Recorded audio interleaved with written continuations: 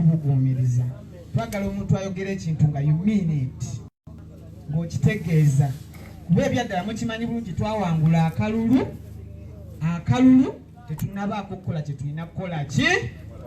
Kakati mmwe nga balikuruti baffe toli wano tuwawangula tiketi mbu byali byakweraga mbu wali osinga bwannalulungi nedda. Olina assignment gy'olina okukola ki? Kiddemu olina assignment gy'olina okukola ki? Tonnagikola.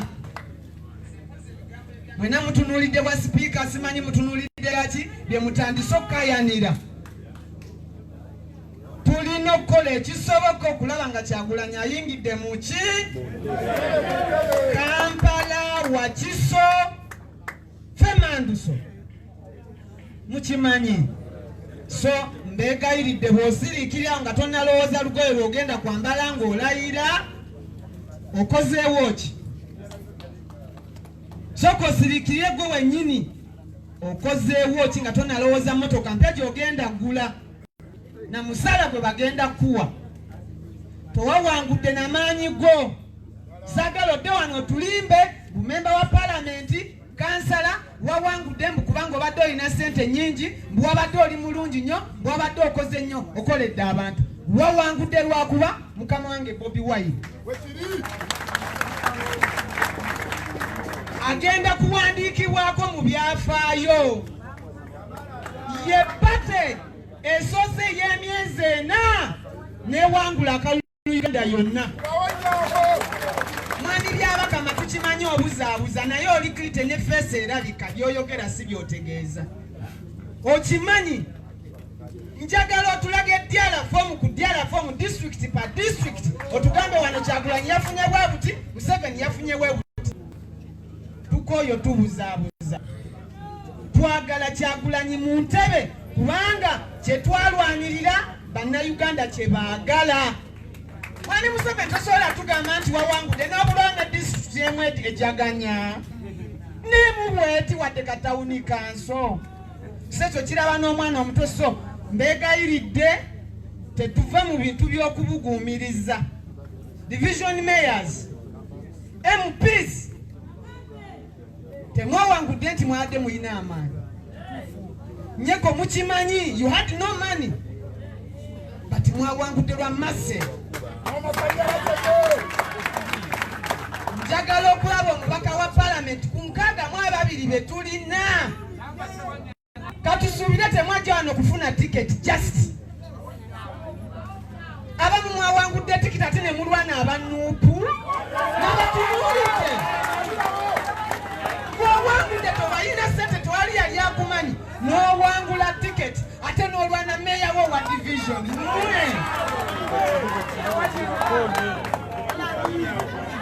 Kati tutunudde n'eriise gyo twagala Kyagulanyi mu ntebe. Twagala tukole, twagala buli omukola ky'olina okukola. Mbegayiridde mwalwanyira tiketi wano abamu ne mukaaba amaziga. Saagala kumbuulira linnya lya muntu tewali gwe simanyi. Tewali gwe simanyi yakola ki? So kyeŋŋamba tetwagala bintu bya kubuguumiriza Mukama wange. Omanyi bwe mumulabako wano mubuguumiriza ne mumusinza ne mwogera n'ebye mutalina kwogera. We want action.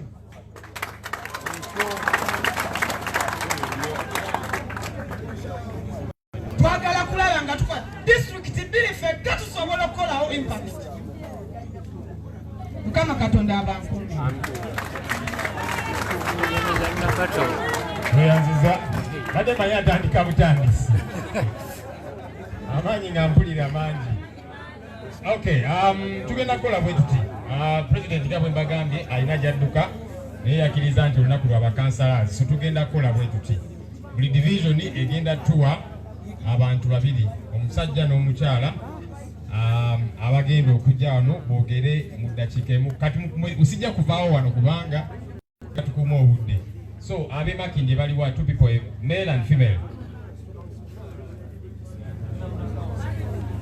Male and female. LC3 betuliko LC3. LC3.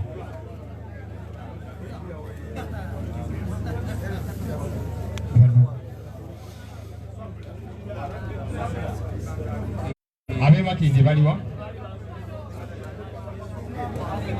Oliwa wase. Makindye tuyina. No, division. So buli division not constituency. Division omusajja omu n'omukyalo omu. So njagala wano Makindye ne Kawempe. Amwelo ne mwomu. Good. Okay, Makindye we have one. Makindye division 1. Okay, abasigadde tujja basaba muddeyo. Njagala omukulu. Tonalondebwa, katugende n'onalondeddwa. Thank you very much. So this is Makindye. Kawempe. Njagala omu. Okay. Lubaga, omukyalo we Lubaga. Bane tukole speed obudde tubutaase. Lubaga, njagala omukyalo we Lubaga aliwa? Owa Lubaga. Okay, so tuyina Makindye, tuyina Kawempe ne Lubaga. Kampala Central, male and female. Today mabega wano. Kampala Central. Mabega. Then Mchala Eva Chaziki.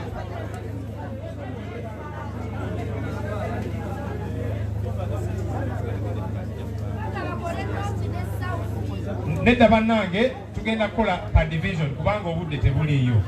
So one male, one female per division. Kampala Central. Then Mchala Eva Chazike. Okay, ma'am Muliwawa. I thought we have someone from Lubaga. Twagala just one per division. Lubaga wali mama. Maybe no. Nakawa, male and female. Okay. Salu no yaweza 18 as the day before vote. Okay, so kati mwina 1 minute each. Wano sijja kuvaawo 1 minute strictly to make a speed. People power, our power, NUP, everywhere. Your Excellency, President Kyagulanyi Ssentamu ow'ekkumi mukama waffe tukuyozaayoza okuwangula akalulu.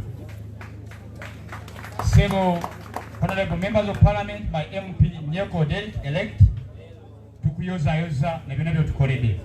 Your worship the mayor Ali Kasirye Makindye tukwebaza byonna byotukoledde. And the team attached members mwena aba NUP. Basebo ne banyabo, ladies and gentlemen, honorable councillors, amanya gange Zebale Joseph Bwanika, Minister of Finance Makindye Abani Council. Ntwala mukisa kututeeza president waffe namwe abali wano mwenna. We are waiting for your command. We are waiting for what is next. Tulize ki ekiddako. Byonna tubikoze.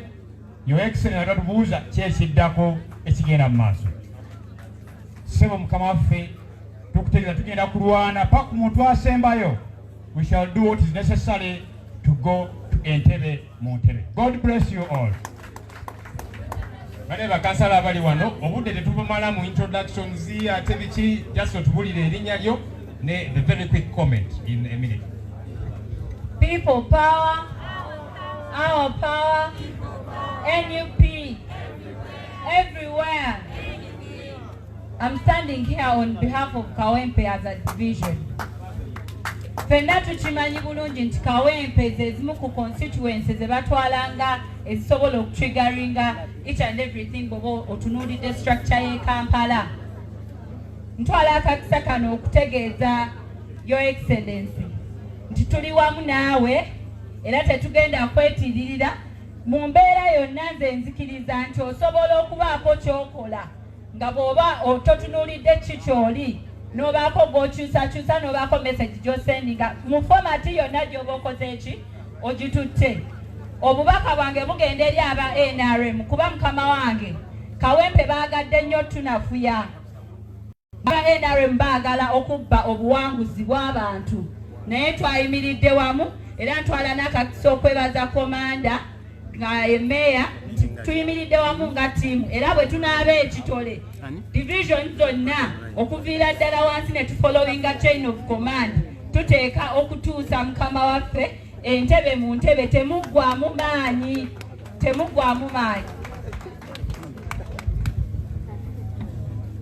President, abakulembeze mwenna bannange mu biti byammwe basanyukidde. Erinnya Naabirye Esther okuva e Makindye, nkikiridde Makindye.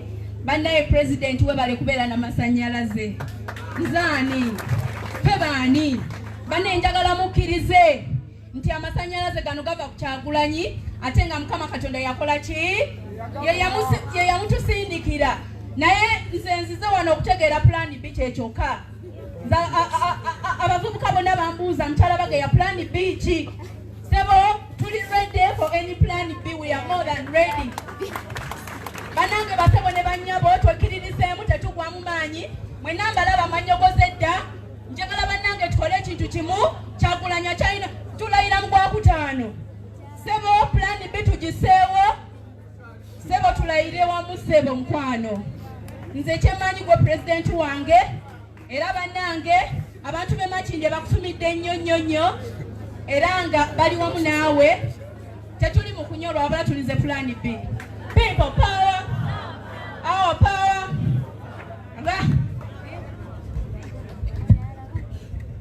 People power, our power. Amanya nze Lusembo Musa okuva mu Lubaga nga ndi kansala w'omu Ndeeba abaddeyo ate agenda ataakomye. Bannayisa batusiriikirire tulize abakulembeze bannaffe. Let's be quiet so that we wrap up quickly. Basebo ne bannyabo bakansalazi, nze ndi muduumizi w'e Lubaga ate ndi muduumizi w'omu Ndeeba. Basebo President olwaleero mu Ndeeba tufunyeeyo simanyi oba kiki ekifaananyi kyo kyabaddeko ambuleera nevaako negenda waggulu neyeetooloola Ndeeba yonna. Simanyi President naye bwe kityo bwe kiri. Abantu bonna batunuulidde ambuleera neyeetooloola omuluka gwonna ogw'omu Ndeeba tibamanyi ne bwegudde. So n'olw'ensonga eyo basebo ne bannyabo ago masannyalaze. Sebo President e Lubaga tugenda kuba bakansa 8 n'omusobyo, naye NUP yaleese bakansala 6. So n'olw'ensonga eyo basebo ne bannyabo ago masannyalaze eriggwe ne meeya waffe embeera ze Zaake Mawula. Ffe Lubaga Sebo President tetugenda kukola kintu kyonna nga tonnatubuulira kiddako. Ffe tulinda kikola ki? Kiddako. Tetwetaaga tugende kulayira Sebo President nga tonnatubuulira kiddako. Tubuulire ekiddako, tutandike okukola omulimo. Sebo President tulirwedde nga tulina abakulembeze mwenna. Mwebale nnyo, mwebalire ddala. People power, our power. President waffe omulungi amanya nze Nagudi Asiya Gamba Busega era kansala eyalondeddwa asinze okubeera n'obulumi bwa kalulu era asinze okubeera n'obulumi bwa change.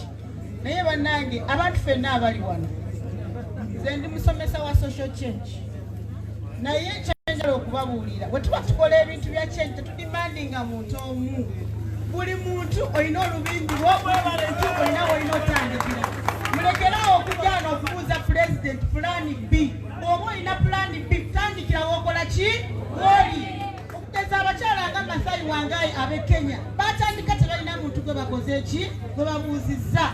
Nze abantu abasinga bamanyi ebyange mbikolera undercover, naye ffe tunaatera okujjula ebyaffe essaawa yonna nga tunakubuuza ani President. Bane tulekerawo okujjala tudimandinga plan B gwe kiki kyokozeewo nga ggwe. So nange nze mbasaba etafaayi tulina mu movement lubeera lwetooloola, tekibeerako nti gundi omu yalina okuduumira oba yalina okukulembera. Buli omukola ki? Duumira w'okola ki? W'oli. Neyanzizayo.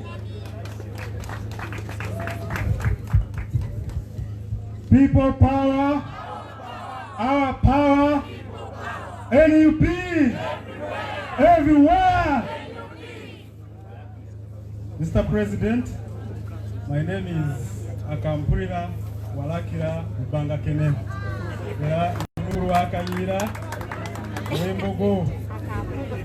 Mr. President, ebyange biri mu bifunze 3 pieces of message from Kawempe. Number 1, as we understand NUP, the people of Kawempe, we have decided as the councillors tujja kukolera omuntu wa wansi, because NUP is built on the foundation of the ordinary Ugandan. Tugenda kubalyamu olukwe. Number 2, Mr. President, as councillors from Kawempe Division, we have decided that we are going to make it an extremely risky business to betray NUP, to betray our president, to betray the people of Uganda. Finally, tetwasazeewo nti council yaffe dress code is red. Era oyingira council wali n'ogamba omukulu speaker nkulamusiza mu linnya lya His Excellency Kyagulanyi. Kuba tobuuziza bw'otyo nga tosobola kukola ki? Kwogera. NUP! Everywhere! People power! People power! Our power! Erinnya yenze Nakisende Salwa, kansala omulonde Bukoto 1A. Kansooka okwebaza Honorable Kyagulanyi olw'okunzibula amaaso nga nze mpise mu kusomozebwa kw'amaanyi nnyo, naye kirungi twabakubye akalulu. Ate nga nkusuubiza ngenda kukolera abantu, ngenda kukolera ddala, tubaswalize ddala, ate nga tugenda layira ffenna. People power! Our power! People power! Our power! Your Excellency, the President of the Republic of Uganda, Honorable Members of Parliament, Your Worships, the Mayors, I greet you all. My name is Godfrey Lyombia from the mighty Nakawa institutions.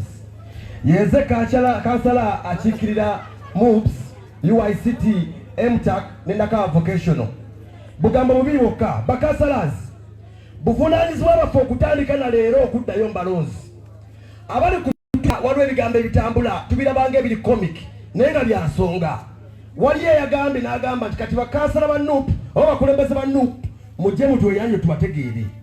Ekitegeeza waliwo bannaffe abatuuse nga batuuse okulonda nga talina candidate gw'amanyi naye olwokubanga His Excellency Robert Kyagulanyi Ssentamu alina amaanyi abantu ne balonda ki? Umbrella. N'olw'ensonga egi n'emyaka 5 mugirabanga emingi naye mitono ddala. Abantu batwetegereza tulina okutambulira mu kifaananyi eky'omukulembeze atutwala. Ekirala tuyige enkola eyakko kasige bakansalazi. Ffe ngo twali tuli mu bukulembeze bwa Kubasambogo twagambanga obumugema ki? Bakansalazi bakonsentinga tutambulire ku kigambo kino nga NUP. Please obey the command center, obey the leadership of the party, tubeere nga tutambuza ekintu kubanga okunemenyamenya abalabe bajja tuyitako. Mbagala nnyo ku lw'ensi yange Buganda, ayi Ssaabasajja Kabaka awangaale, for God and my country. Mwebale nnyo, mwebale ddala. People power, our power.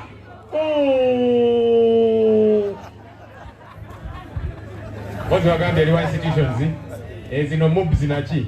Okay. Mweba ngamba nti MOOPS is Makerere University Boarding School. Ansaaga temunchawa.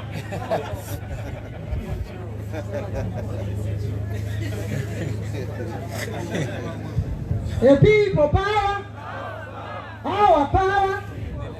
His Excellency Sebo, ababaka ba Parliament, bameya ba Magombolola, ba councillors, abalodi, ne ba urban councils, tusanyuse okubalaba olw'eggololo olwaleero. Ayimiridde wano nze Eva Kyazike, amanyiddwa nga Kyazike, Deputy Speaker wa Kampala Central Division, era yawangudde obwa kansala mu Nakasero 4 ne Civic Center ne Industry Area. Naye Sebo His Excellency tukulisaayo mu campaign. Tukwebaza amasannyalaze ge watutaddeko. Era manyi nti weebuuza lwaki Kampala Central tetwawangudde. Naye Sebo ndeese ripooti yange ng'angamba nti Kampala Central yawamu twawangudde. Nti wadde batuwangudde kuba MP akalulu kaffe babbye kabbe ekyo kiri mu lwatu. Kubanga twafunye obululu 50,000 nga bwo bumaze okuteekebwa mu boxi okuva mu Summit View ewa MP waffe. Bwe twatuuse ku meya waffe wa Kampala Central Division, Sebo mukama wange kyekyabadde kyekimu. Mu Summit View wavaayo obululu 3,000, Nakasero State House nevaayo obululu 2,000. Naye kiraga nti twawangudde nnyo n'amaanyi. Tikuluno bukyanga tubeerawo Sebo His Excellency twasobola okuwanguza omwami Francis Mbaziira n'awa Central ekitabangawooko ne tuwanguza omuloodi Mavis Nakitende n'awangula Kampala Central ku bwa Lord Councillor ekitabangawooko. Sebo nze ndowooza nti Kampala Central twawangudde kubanga olwaleero tulina ne ba councillors abatabangawooko mu Kampala Central nga ba opposition mu Kampala Central tubaddengawo nga NRM yetusinza naye kati tuli balanced twenkanankana bo balina 20 naffe tulina 20. So ndowooza nti Kampala Central yeyasinze okukola wano era twawangudde ate twawangulidde waggulu. Ebyo bye byange. Assalamu alaikum wa rahmatullahi wa barakatuh. Nze Sekizibu Vincent, Kansala eyawangudde omuluka gwa Nakivubo, Kampala Division.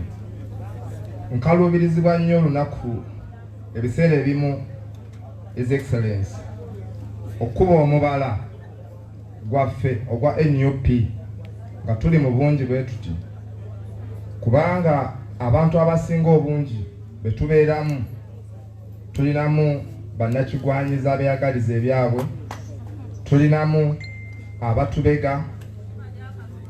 Ngamba bwe nkuba omubala guno ne baddamu nga mulabira ddala omutima gwe gwa gunanfuusi mpulira nga njiika. Olw'ensonga eyo munsonyiwe mala ngumanya sigenda gukuba. So Mr. President, twanoonya akalu mu Uganda yonna, Abannayuganda ne batuwa akalu. Akalu kaffe we baakabbira tumanyiiwo. Buvunaanyizibwa bwaffe ogenda we baateeka akalu kaffe ne tukajja ffenna nga Bannayuganda. Omuwandiisi omu yawandiika n'agamba nga Germany yeremereddwa okwegatta nti the greatest question of the day shall not be solved by endless speeches and resolutions but by iron and blood. Bannayuganda bakulembeze bannange bena be balonze tuli wano abasinga obungi bajaganya, abasinga obungi mutandise n'okulya looni, abasinga obungi bali mu lobbying, njagala ba speaker. Mbasaba omusaayi gwe tugenda okuteekamu obutagenda kubagwa mundu, ebitala ebitagenda kuba bya mundu, mbasaba busabe ffenna twegattire wamu. Teri agenda kulayira nga president waffe tannalayira. Tutwale obuvumu n'obulumi ffenna Bannayuganda ku mulundi guno nga bwe balonze aba NUP.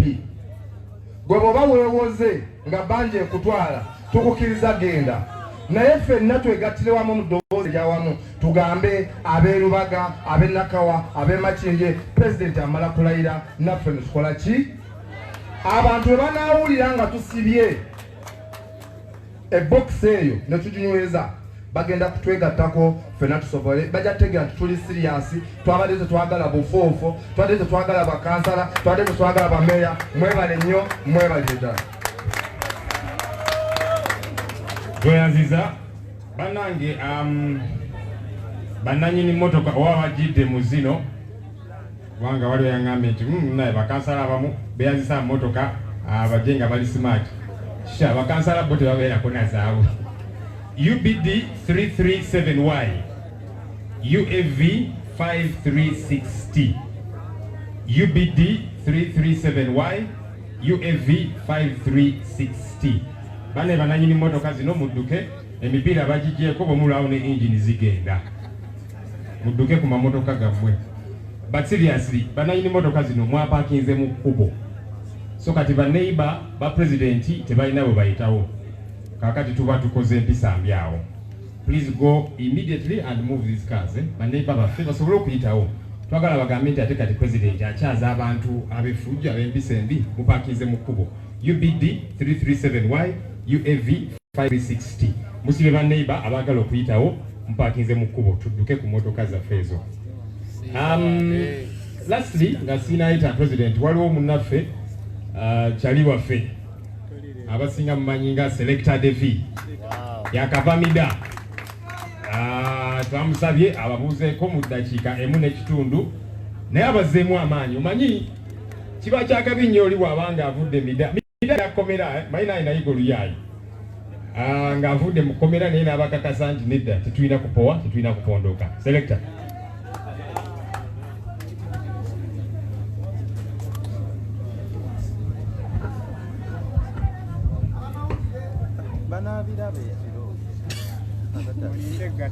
Baganda bange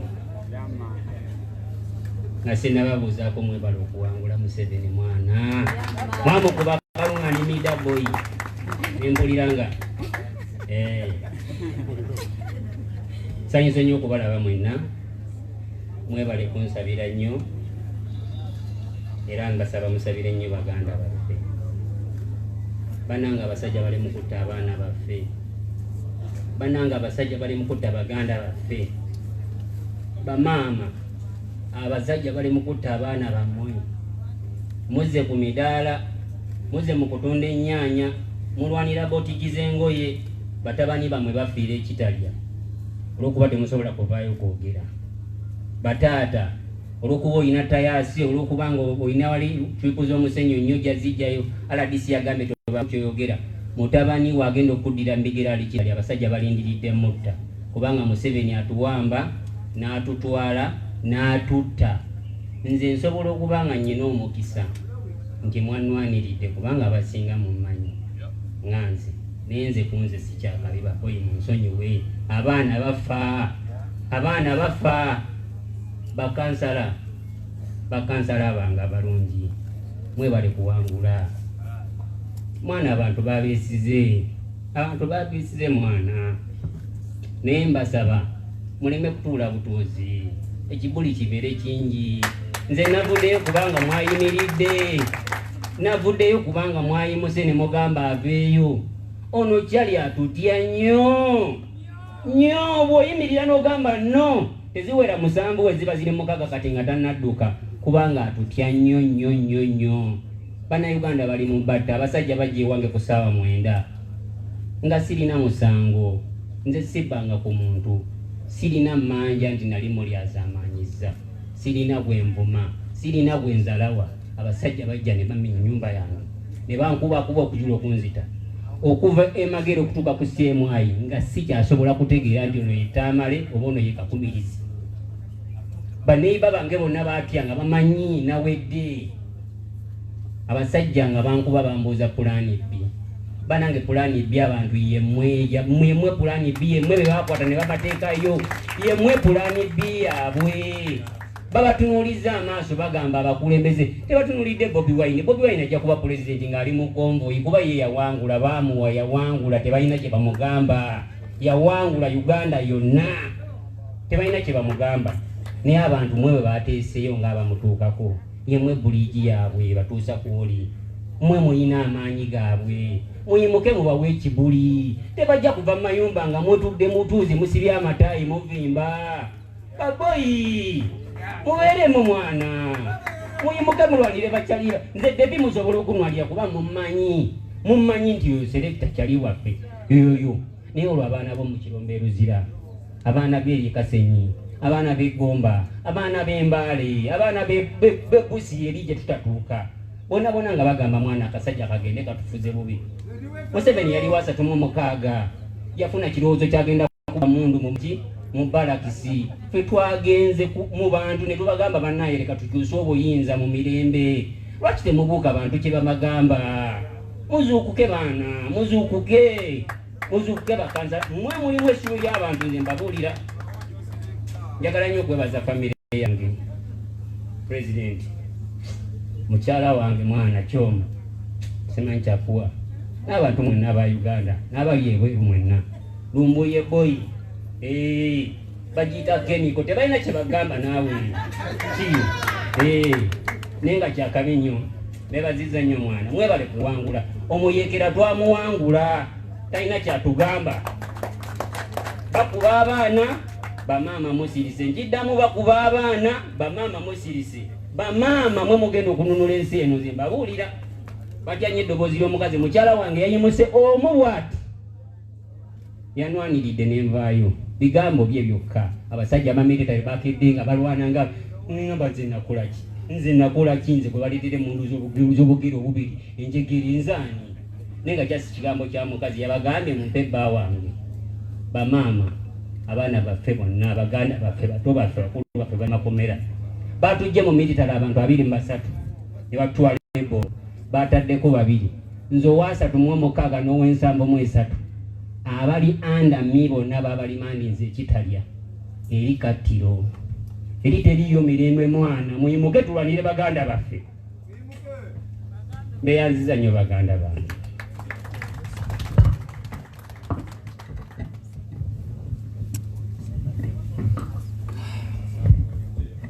Okay, bana bananyini motoka zino UBD 337Y UAV 536T nebazene wano watwala mulwadde mu ddwaliro tujje motoka zaffe banaye kikicu wanji kala iyi wera bine nama plate bozi mwazeoze bagenze agenda batabukira ndiro kuba muvugazi UBD. Okay, bigambo bya selector mbiwulidde tulina okubeera state mbulingeri yonna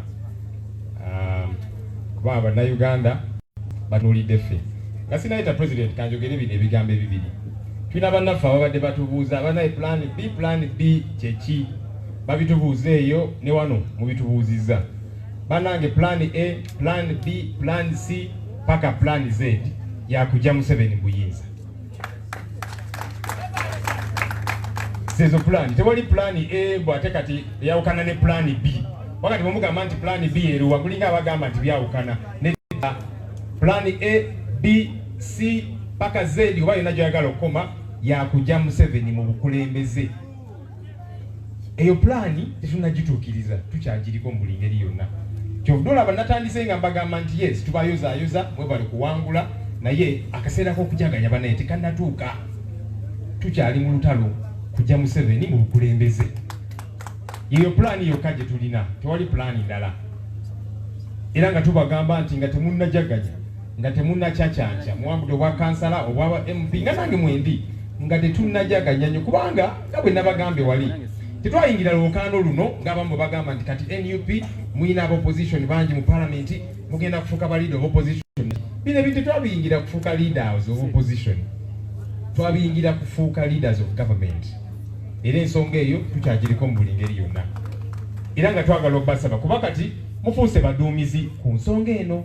Ofuuse kansala, ofuuse meya, ofuuse MP, ofuuse muduumizi ow'ensonga ssemasonga ey'okujja Mwami Museveni mu bukulembeze.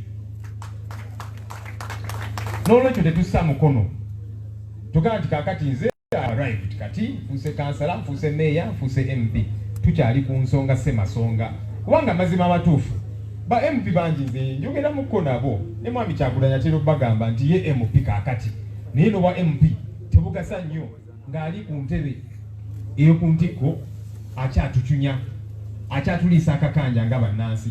Ba MP babyogera ku parliament naye Museveni n'asalawo kyayagala kaakati tulina okugusa ensonga ssemasonga mu buli ngeri yonna. Yes, twayingira mu kalulu nga tumanyi nti tuyingidde lutalo nga tumanyi nti Mwami Byabakama ne banne bakolera Museveni era mwabirabe byalangiridde. Waliwo eyagambye nti Mwami Byabakama is the highest paid news anchor in the country. Nti ye musomi w'amawulire asinga okufuna akasente mu ggwanga lino kubanga era naye alinga musomi w'amawulire. Abasomi b'amawulire ababeera wali ku sente abasinga mwattu bamukwasa by'alina kusoma tabimanyi bulungi naki teyagenze mu field. Abasinga abamu bagendako mu field naye abasinga nga ye contract eyiye yakusoma mawulire aripotinga wali ne bamuwa empasoma bino nga omusomi w'amawulire. So kaakati embeera gye tulimu mulina okitegeera nti tukyali mu lutalo mu buli ngeri yonna. Bane tulina okugusa olutalo luno era nga tuyingira zi kanso mufuuse ba kansala ba meya ba MP okusookera ddala bane tuweereza abantu. Ensonga eyo nkulu, that's part of the struggle. Nga bwe tugamba Bannayuganda nti bane tulina okukyusa obukulembeze nti kaakati fe abakulembeze abaliwo tutandise obbakolera tufune n'abalala bagenda obbakolera kubanga abaliyo kaakano bagamba nti tuli baweereza abamwe. I'm not your servant, I'm serving my children and my grandchildren. kakati abantu gabwe tubagamba nti bannaye tulwanirire enkyukakyuka yino gye tubalagako tubalozeeko ensonga eyo nkulu. So tetussa mukono, tetupondooka, tetudda mu kujaganya. Bane muzikirize mpite President wa Uganda ow'ekkumi Honorable Kyagulanyi Ssentamu Robert ajje ababuzeeko. People power! Power! Power! People power! Kyagulanyi! Stand so better.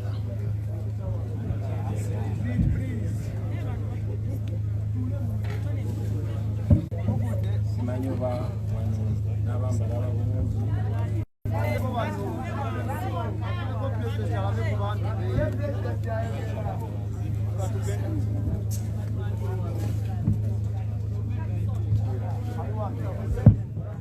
Mwebale nnyo, mwebalire ddala baganda bange. Nja kusooka okusaba ebintu bibiri. Simanyi oba abali erudde eno bandaba bulungi naye zinange njagala sibalaba naye mbalengera. Naye njagala mbeere nga mbalaba n'obalengera nga mbalengera. N'olw'ensonga eyo nja kusaba abaganda baffe abakamera wakiri mwewemu ku mabanga matonotono oba mukakkaneko wansi. Njagala nnyo byenjogera nga mbyogera naye nga benjogera nabo mbalaba mu maaso. Mwekkakkani mwetulireko bannange. Nja kusaba ne Selector Devi oje wano, njagala bino wakiri ebisooka mbyogere nga ndi naawe wano. Olutalo nga luwedde tuliyambale ngule, tuliyambale ngule, tuliyambale ngule. Olutalo nga luwedde tuliyambale ngule, tulivimba mu Uganda empya. People power, our power, people power, our power. Mwebale nnyo, mwebalire ddala. Webale nnyo Devi olw'ebigambo by'oyogedde. Ebisinga ebimbadde ku mutima obyogedde. Njagala okwebaza olw'obugumu. Imirira wano njagala bakulabe bw'ofaanana. Nja kusaba baganda baffe banamawulire bambi mukakkaneko wansi oba mwewe ku mabanga. Tubawanye ekitiibwa era tusanyuka nnyo byetwogera bwe bibatuukako bwe mbituusa ku bantu. Naye njagala nnyo ne bana abakulembeze nabo babeere nga bampulira. Musobola okukakkanako baganda bange abali ku kamera. Wakiri kamera zammwe ne ziba nga zige maaso naye ne bana bakulembeze ne mba nga mbalaba mu maaso. N'abakulembeze kambasabe tubeere bakkakkamu. Basebo ne bannyabo bakulembeze bannange mwenna nsanyuse okufuna omukisa ogwogerako nammwe. I will mix languages. My brother Joel moved that we use English, the national language, which I agree with. But one writer said that if you want to speak to the minds of people, you speak a language that they understand. But if you want to speak to the hearts of the people, you speak in their language. Banji nnyo si Baganda naye olulimi Oluganda balutegeera kuba bangi tebafuna mukisa kugenda nnyo ku ssomero. So njagala ngategatte ennimi nja kussaamu ne ku Lukyoli abalumanyi ne ku Lunyankole. Anga sinagenda wala njagala tukubireko omusajja ono mu ngalo. Si ku lulwe ye ng'omuntu naye ku lw'abantu abasinga obungi abalinga ye. Yesterday in the morning zabadde ssaawa nga nyaza ku makya nafunye essimu ya mukyala wange yavuze naye n'agitunuulira ne yeekanga n'asooka n'adduka nampita nagamba jangu olabe essimu nga kuliko essimu ya Lule. Ono mwami ye Selector Devi erinnya lye epaatike naye nga ye Lule. Kuba twali tumanyi balina okuba nga bamutta. Nayogera ebigambo bino nagamba boy omuntu yenna yenna asobola okudduka okuneeyimirira bano abasajja bantwala bombo mu kkooti y'amagye.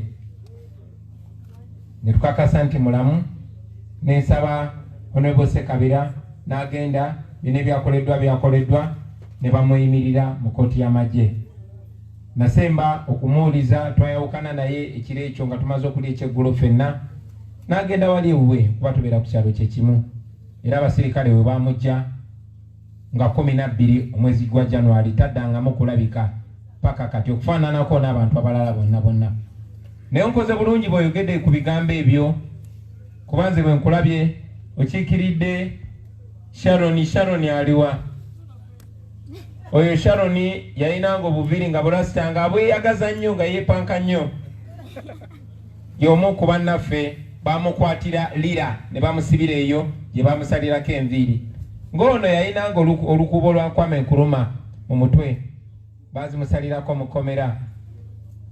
Anzijukiza abaganda baffe bangi nnyo Nubian Lee kakasa mulabako temujja kukkiriza nti ye Nubian Lee era naye bamwaka enviiri zonna ne bamuyisa nga bwe baagala. Ba Edi Mutwe n'abalala bangi nnyo. Bano abantu bakiikirira bannayuganda. Devi talina we yeesimbyewo si kansala MP naye tubadde naye essaawa 24 ku campaign trail eyo nga tusomoka Masasi abattiddwa ne battiddwa. Franka talina we yali yeesimbye, Edi Mutwe talina we yali yeesimbye, Nubian Lee talina we yali yeesimbye n'abalala bonna. Njagala bakulembeze bannange nga sina kye nabagambye mumanye timuli bakozi b'abantu bano. Muli basaavanti b'abantu ba bulijjo. Y'ensonga lwaki tuli wano. Abantu ba bulijjo abasiisi ba chapati abavuzi ba boda bamaama bakola mu katale be baalonda mmwe mubeere eddoboozi lyabwe mu bituuseeyo. Nabateeza mu ntandikwa nga tutandika National Unity Platform. Ti National Unity Platform ye political wing ya people power. First and foremost tuli people power. People power kitegeeza obuyinza bw'abantu oba amaanyi g'abantu abantu ba bulijjo. Ffe abeesolawo okuyo okulembera abantu abo twayimirira ku lw'abantu abo okutuusa ebirowoozo byabwe. Kyamukisa mulungi tutuli wano olunaku lwa leero. Njagadde nga sinnatandika okubaako kyembagamba tujjukire baani be tukolera na birowoozo by'abaani bitwetisse basebo ne bannyabo. Ebirowoozo by'abantu ba bulijjo abatakoma bukomi kulonda, abo abasibibwa mu makomera, abo abatemulwa, abessaawa zino abatamanyiddwako gye bali, famire zaabwe tezimanyi gye bali, wabula nga be batutembeta okututuusa bwe tuli era nga tulina obbakiikirira. Sebo ne bweddirayo n'otuula.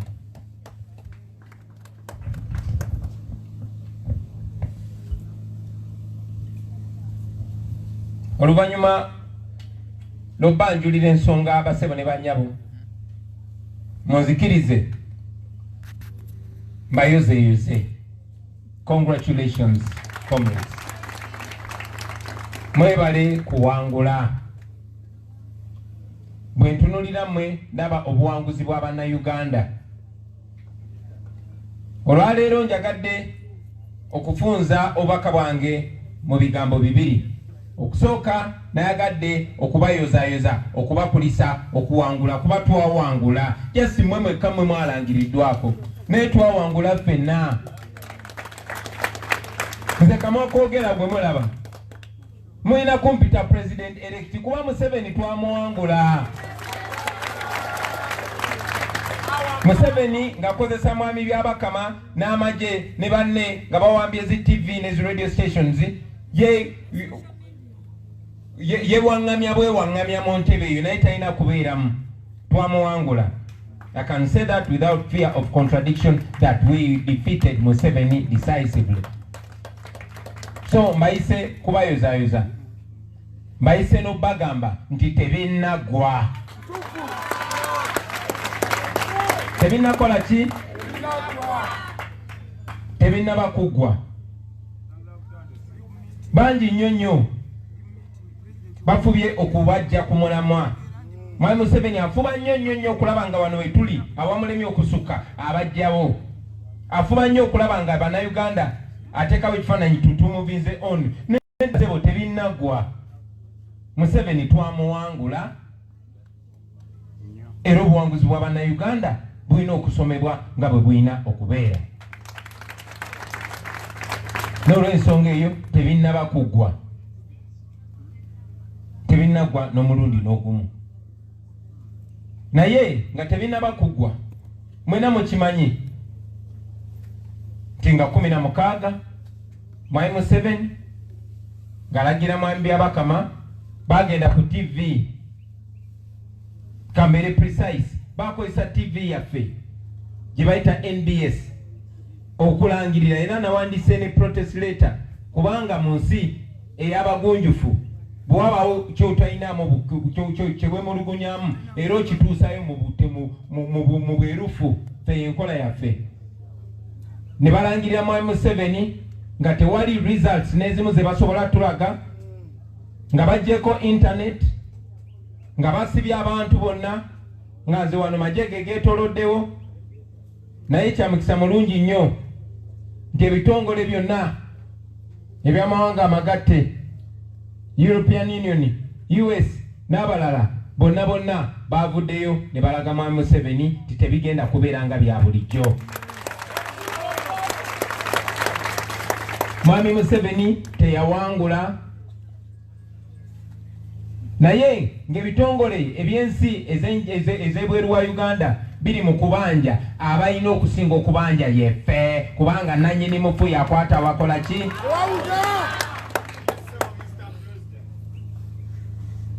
Having said that, ladies and gentlemen, now you are the leaders.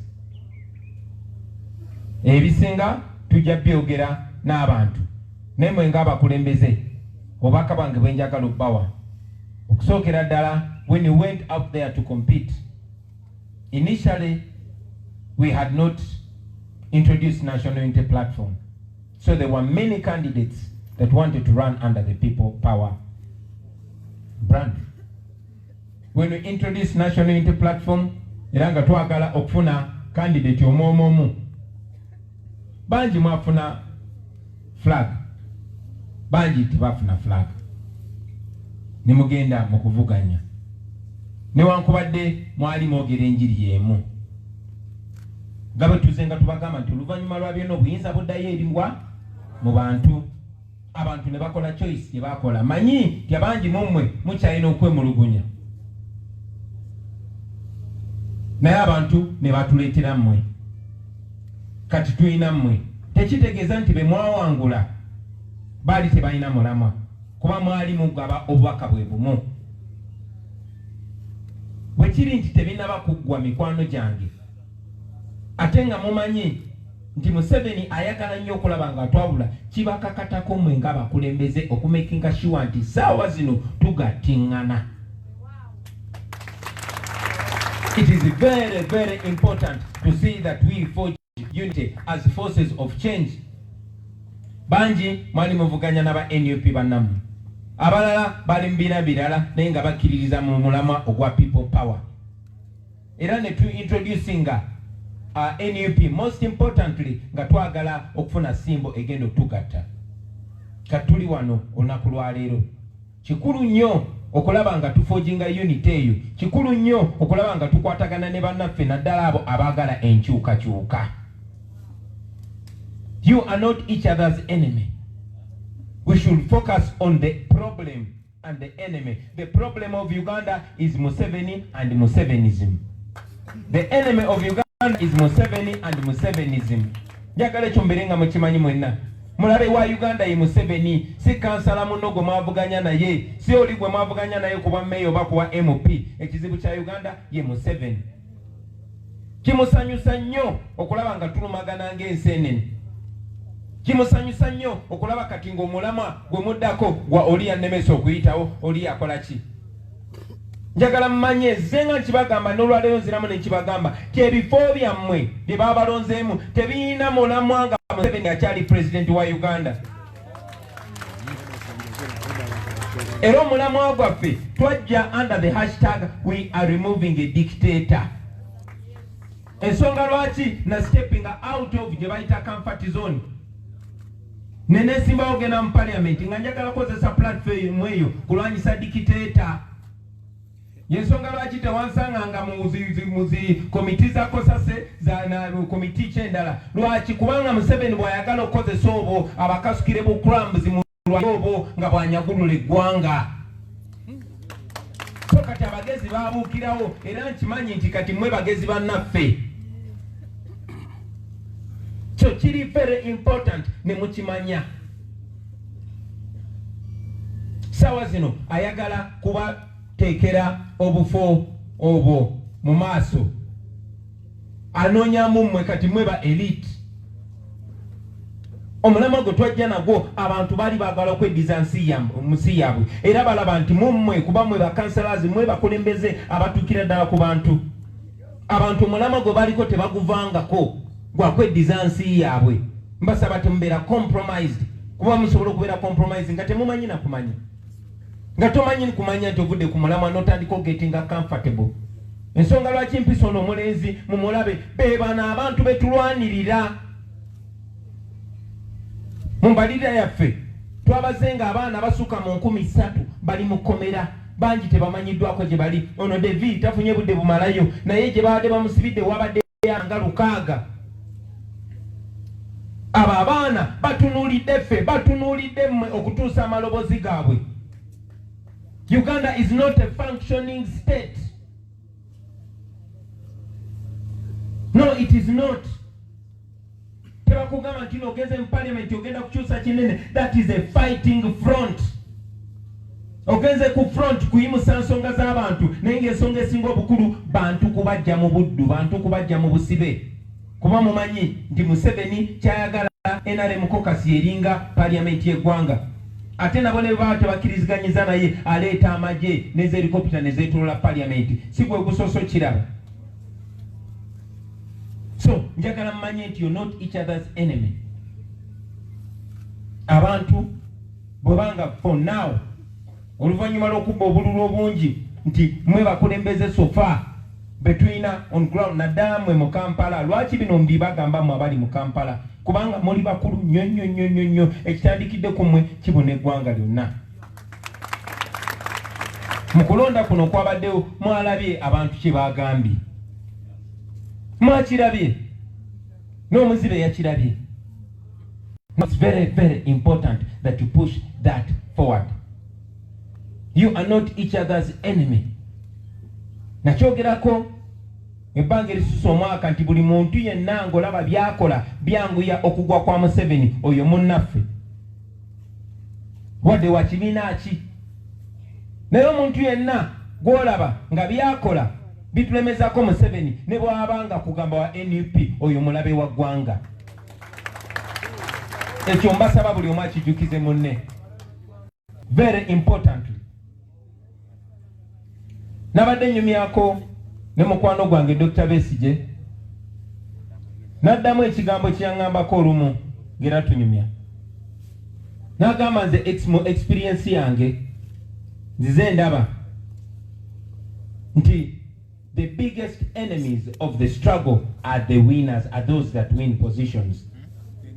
Njagala okubasaba nti tukyuse narrative eyo mu bikolwa byaffe. Kireme kubeera nti buli awangula ekifo kye oyo baba mpakidde mu mugati mukamwa kusirika. Bannange temuli safe, tewali ali safe. Right now tulina front, a bigger front to even fight further. Ng'ababaka banatula mu parliament ng'omulamwa kulwanirira kufuringa Uganda ne mu council eye Kampala by divisions basaba kibere bwe kityo ne mu ggwanga lyonna baganda bange. Kati official timuli bakulembeze then site katokyakwata bukwasi flag wabula osobola okukozesa akamwako n'obyogera wali ku floor ya council.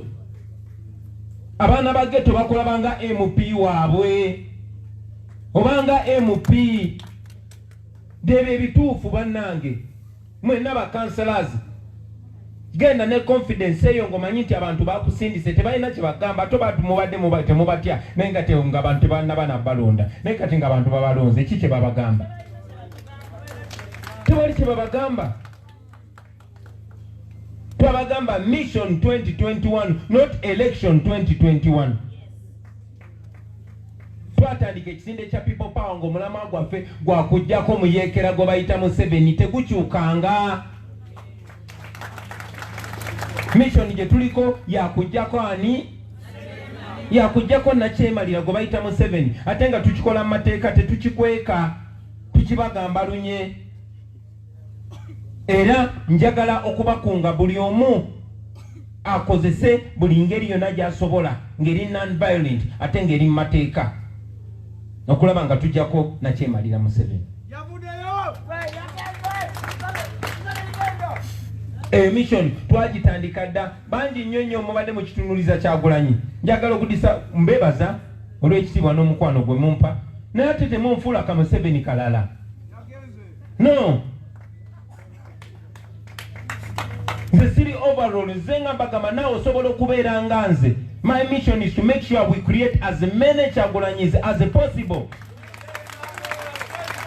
Buli omu abeere Kyagulanyi so temubitandika bino Kyagulanyi kasangamba no buli mwagamba obubaka bwaffe si bupya era nkwebaza maama olw'okyogerako ekyo obubaka buno si bupya bwa bannayuganda nze nkiikirira bannayuganda era bwe nkeera ku makya ne ntandika okujobojja nga njogera bye batategeera nga nkyusa ebigambo byange bonna tekitwala ddakiika.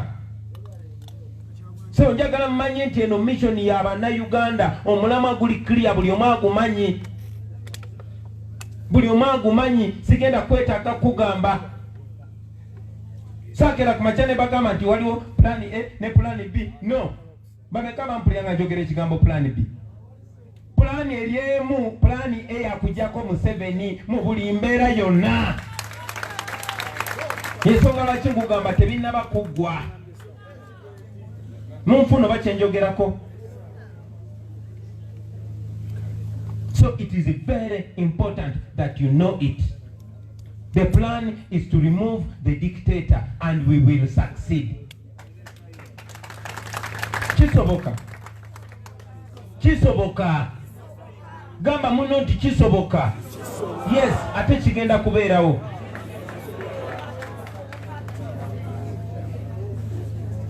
Mujjukira nti already yali agezako kiteeka mu bannayuganda nti tewali asobola kuwangula Museveni n'okulonda byabwereere. Twagenda mu kulonda kuno nga tumanyi mwami Byabakama mukozi wa Museveni, mwami Byabakama gwe bakozesa okuwayiriza Dr. Besigye okumusaako omusango gwa reepu kati yakuli akakiiko kulonda. Twagenda mu kulonda kuno nga tukimanyi naye nga amaanyi gaffe n'obwesige buli mu bannayuganda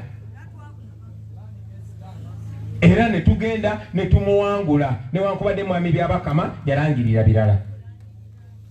Ekyo tekyamuleka kyekimu kyasobozesa okumwambulako byonna byonna byabadde ng'alimba abantu. Museveni is an absolute military dictator. Naye ayambadde suuti n'agenda mu UN n'alimbalimba abantu, n'agenda mu European Union n'alumbalimba abantu. Kati ekyo twakimwambudde yasigadde ali bukunya. So tusobola kuŋŋamba nti tetwasucceedinze in this step oba mu eno phase.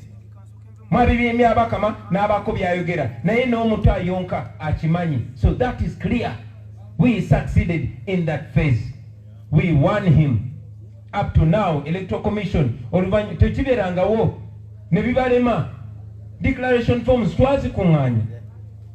Okubadde nga bakwatanga abantu ne babajjako amasimu gaabwe ne muze mulaba overwhelming evidence all over social media showing the military ballot stuffing, showing police officers and soldiers putting people on gunpoint to vote for Museveni, but we defeated him nevertheless.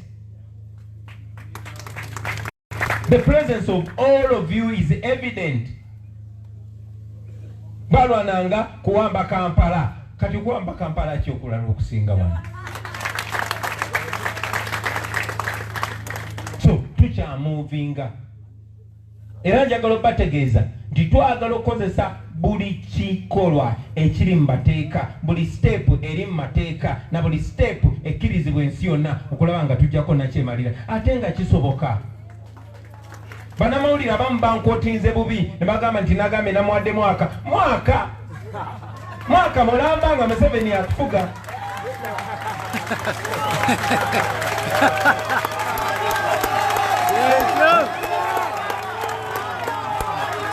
Ojja kwekanga nti bajja kufuula ennyo okukakanya abantu. Omukulembeze yagambye omwaka.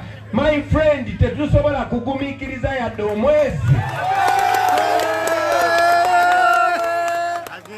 Tetusobola kugumikiriza yadde omwezi ng'abaana b'abantu bali mu underground babatocalinga. Afa gwe bajjayo gwe basuula mu mugga oyo taddamu kulabika. N'omulala tetugenda kubeera bagumikiriza nga kyali wange Nubian talina musango ali kitalya, nga Edi Mutwe ali kitalya talina musango, n'abaana b'obuwala bali bajjanjaba bannaabwe tetugenda kukkiriza.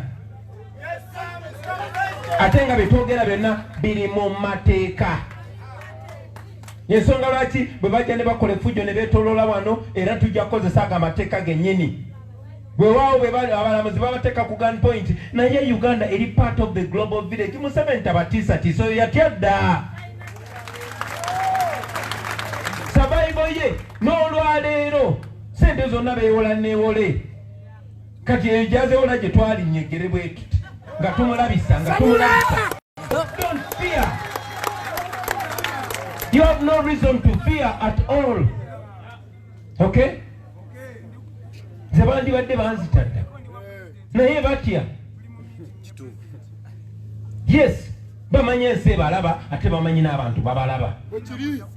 Njagala mumanye nti batya nze okujja mu bantu. Balooza abantu bagenda goberera nze nzekka. Kumba abantu bamanyi. Era nammwe abakulembeze njagala mukimanyi ekyo mikwano gyange.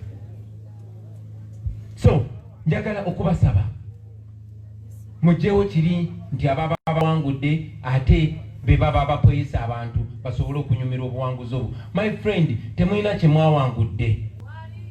Okuwangula okwannamaddala nga bw'obeera kansala ekitiibwa kyonna kikuweebwa 100%, n'emirimu gy'abantu ng'osobola ogikola 100%. Bagenda balwanisa, bagenda kufuba okugezako okukyusa narrative okulaga abantu nti balonda bubi. Oyo nonsense gwe badde nga bagamba abantu mwalonda bubi kati tujja bakolera ngudo. Tebalina buyinza, bannayuganda be balina obuyinza. Era bwe mubeera nga muli assertive, bwe mbeera nga muli confident, my friend, mugenda kuweesa bannayuganda ekitiibwa. So njagala mukimanye ekyo ti abantu batuyinamu essuubi lingi. Abantu batuyinamu amaanyi mangi. Ate nga nkakasa ndi confident timusobola okutuukiriza essuubi abantu lye babalinamu. Mbasaba balina mbeera ku social media, mbeera nga sibalaba naye nga mbalenga ki? Nga mbalengera. Nga ndaba mwatandise dda disamoni, mwatandise dda okubagana, mwatandise dda okulobinga ne ngamba babadde ki bano? Lwaki mugujubana olw'eminwe ng'enkota yammwe, in fact ng'olusuku lwammwe? So kiri very important mikwano gyange, kuba n'abantu ababalonda babalaba. Temulina kuba politician aba bulijjo. No. Mukiikirira generation mpya. Mukiikirira endowooza mpya. Ffe tuli banjawulo, bino si bye ebya bulijjo. Era n'abantu ababalonda babalonda kubanga bamanyi muli banjawulo. Kati eno chance, yeno opportunity, yeno challenge mwe okulaga enjawulo gye mulina mikwano gyange. Temuluzinga direction n'omulundi n'ogumu. Temuva ku mulamwa n'omulundi n'ogumu. Oba bye mbadde mwogera ebyabalondeseza nga mbadde mubyogera nga temulina kitiibwa, nga bwe bakwata bajja kuba bakutte Masembe Jason Muyayi w'e Makindi, kati baba bakutte kansala.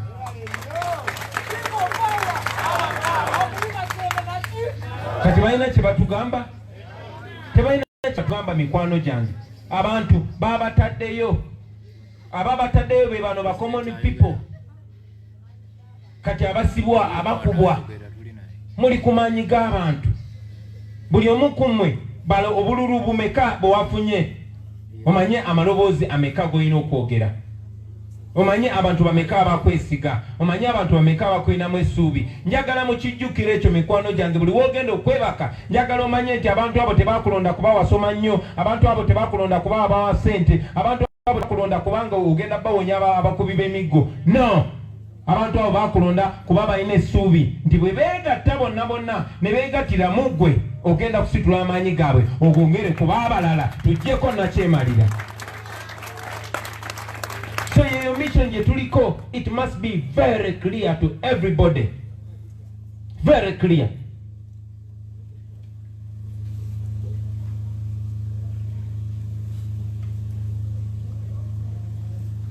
Mazochi bagamba tibatulonza abantu. Mu mateeka bobera meya waliwo obuyinza bwolina okuba nabo. Bobera MP waliwo obuyinza bwolina okuba nabo. Mwena mukiraba oba bana bayikira basoose kukwata pulezidenti gwe mwalonze ne bamusibira ewaka ne bateekawo n'abasirikale 400. Nze mbadde MP n'ekisanja kye bannonda tekinaba nakuggwako naye sobola wadde kugenda n'abantu 5 mu constituency yange.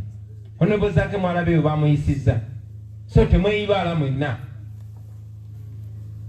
Naye bwe tunajjako ono nakyemalira mugenda kunyumira obukulembeze.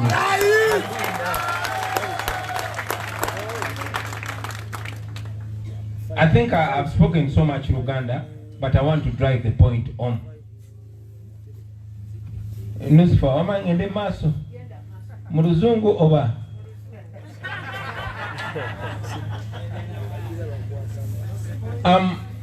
I'll also tell you that there's every effort to compromise you. Every effort, either by dividing you or by outrightly compromising you. They will try to divide you according to political parties. Balabenga mulwanagana. Yes, in ensonga kanjongereko nti mu Kampala, I know that 41 out of 45 councillors are NUP. But again, we have an FDC mayor. But he's our brother. He's a force of change. We should work closely together. Kubanga ne meya wamwe tukkiriziganya naye nti mission esooka ate enkulu yakujjako nakyemalira. So abantu tebabasuubira kubalabanga mulwanagana. Of course babasuubira okubanga eddoboozi eriva mu bantu limbutuusa directly. Ne tebe expectinga kubanga mulwanira obuntu obutinitini obwo. They are going to try to divide you even within NUP. I'm aware they're already moving a tribal narrative. They're trying to divide you according to your tribes. Oh, this one is a Muganda, this one is a Munyankole, this one is Anacholi, so they shouldn't work together. What kind of nonsense is that? That is for the Museveni generation, not the Kyagulanyi generation.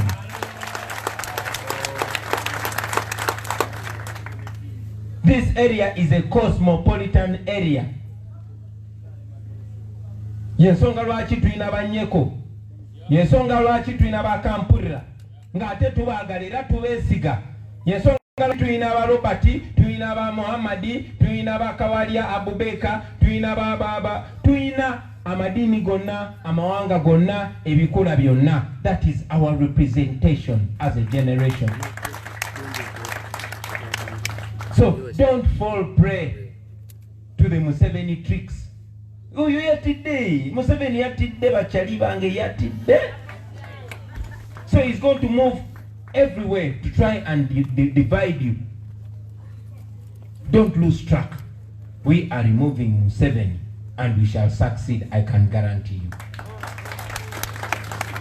Let us stick together. Museveni ne kino kankibabulire twamuwangudde mu Uganda yonna.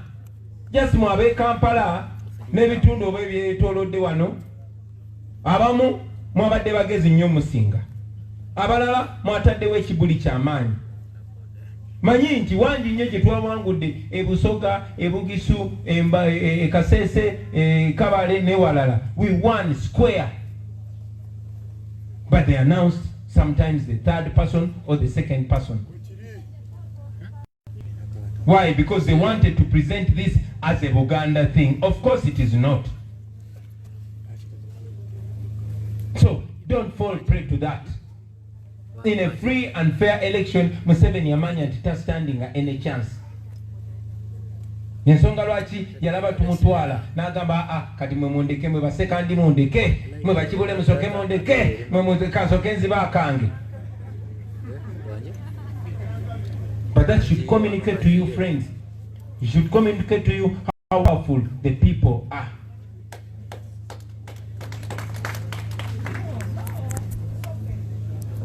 Munzijukize mikwano gyange nyongere nkyesibeko. Always, as a leader, remember why people voted for you. People did not vote for you, the individual. They voted for what you stand for. And that's why I was telling people that are giving me all those unwanted praises, that people don't support Kyagulanyi. You did not win because of Kyagulanyi. No. Sinze nabawanguza nedda ebirowoozo bye tuyimirirako nga nange benyimirirako be byatuwanguza. Omulama gwe tuyimirirako gwe gwatuwanguza. Mbeera nkibagamba bulijjo ti nange kenyini nenva ku mulama ogwo abantu baba tebakyali nange. Kitegeeza naawe bw'onoova ku mulama ogwo lwaki abantu bakulonze abantu bajja kuba tebakyali naawe. Abantu batulonze olw'ebiruubirirwa, but most importantly abantu batulonze kubanga twagala kujjako na kyemalira. So never lose track of that, friends. Jagala kumaliza ensonga eyo nga mbategeeza tife kyetukiikirira is what we call a new Uganda. A new Uganda radio presenter nga Moshi gyagenda okuva. Comrade Sebufu n'obumanyirivu bwe nga gyagenda okuva. Akampulira n'obumanyirivu bwe gyanaava. Omuwala omuto, omukyalo omukulu, omusiraamu, omukatuliki, omunaddiini, ffenna ne tukwatagana yeeyo Uganda empya. Era eyo Uganda empya tugenze tugifuna mu biwago naye tulina okumaliriza yonna nga tugifunye. So eyo Uganda empya gye twagala mikwano gyange. Finally, many people have been asking, and leaders as well, what next? Kiki ekiddako? Newankubadde mbadde nga ngamba abantu bonna nange yemmwe pulaani y'abantu, pulaani yakujjako na kyemalira. Okay, kati ki ekiddako? Nja kutwala obudde nakyo nkimenyeemenyeemu. One, I've told you before and I'm saying it again, that we are going to use all, and please underline the word all in capital letters. We are going to use all non-violent and all legal ways to remove Museveni. Tugenda kozesa buli ngeri yonna eri mateeka ate nga si yakwiwa musayi ey'okujjako nakyemalira Museveni. Benjogerako tetuloota biroote, tuzenga tubiraba mikwano gyange, tuzenga tubiraba. Twasooka bisomako edda ennaku nga 2-3 eziise ab'e Misiri, Egypt baadde bajaguza myaka 10 nga bajjeko nakyemalira. Aba Burkina Faso baadde bajaguza myaka nga 13, naye abawane Sudan ku mulalo tebannaweza na mwaka nga bajjeko nakyemalira. Ekigiza byenjogerako biri mu present day, si byajjo si byanca bya leero, era naffe Museveni tugenda mujjako kubanga abantu bali wamu naffe, abantu bayimiridde naffe, naye si bantu bokka. Amateeka gayimiridde naffe ne Katonda yimiridde naffe. And most importantly, he has no legitimacy. So our mission is to use all legal and non-violent ways to remove this dictatorship. Legal meaning number 1, yali yakwesimbawo. Netwesimbawo, kya mikisa mulungi nnyo nti bwe twesimbawo twalwaninga a clean campaign, newankubadde campaign eyo yali ejjudde ettemu, ng'ejjudde obumenyi bw'amateeka, buli kimu kiri documented. Buli kimu kiri documented. Ensi yonna yakirabanga. Ngiraba Mwami Museveni nga bamenya amateeka ne bajjako internet, naye Mwami Byabakama n'atandika nga bamubulya bulizi kakati langirira ndi Museveni awangudde ne zino awa banatugwamu zikendezeeko kati zongezeeko kati zikendezeeko basooka kulangirira awangudde ne balyoka batandika okubala obululu. So mikwano gyaffe bangi wano mu Uganda n'okwetoolola eggwanga. Many friends here in Uganda and all over the world have been asking whether or not we shall go to court. I'll tell you, friends, that there have been two schools of thought. One side of thought was suggesting that going to court is a wastage of time. Why? Because they know that General Museveni is the one that appoints the entire bench in the court, in the Supreme Court of Uganda. And they've learned from the recent history, 2011 and 2016, in the petitions by Dr. Besigye and Amama Mbabazi. And indeed, it was noted by the former Chief Justice of Uganda, Professor Kanyamba. He said it was clear that they had to annul the election, but again, they were intimidated by the military. So people are thinking that it's a waste of time going to court. In any case, it would give another stamp of legitimacy to the dictatorship. But again, there's another school of thought that says, wait, this is an absolute dictatorship. And it's the same dictator that appointed Mr. Byabakama, who you knew was used against Dr. Besigye to implicate him for rape, who you knew right from the beginning that he was against NUP, castigating us for using grade and appearing outrightly biased. He is the same person that blocked me from campaigning. He is the same person that has been clearly paying allegiance to the regime. He had to go to General Museveni to seek permission to carry out what they called a scientific election. But we went into that election because our hope is not in Bakama's hands. We wanted to expose them, and sure we did.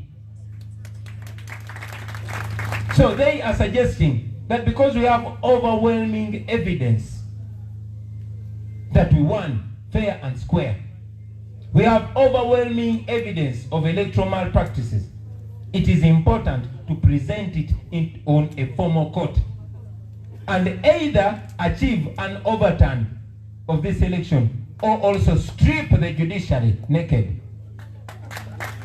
Kamiteke mu Luganda batubuuziza bannaffe wano mu Uganda nebweru wa Uganda oba tunagenda mu kooti. Wawaddewo ebirowoozo bya mirundi ebiri ng'abantu abamu bagamba nti ogenda mu kooti okwabira Museveni okubba obululu kyakumala budde, kubanga Museveni ye alonda abalamuzi bonna.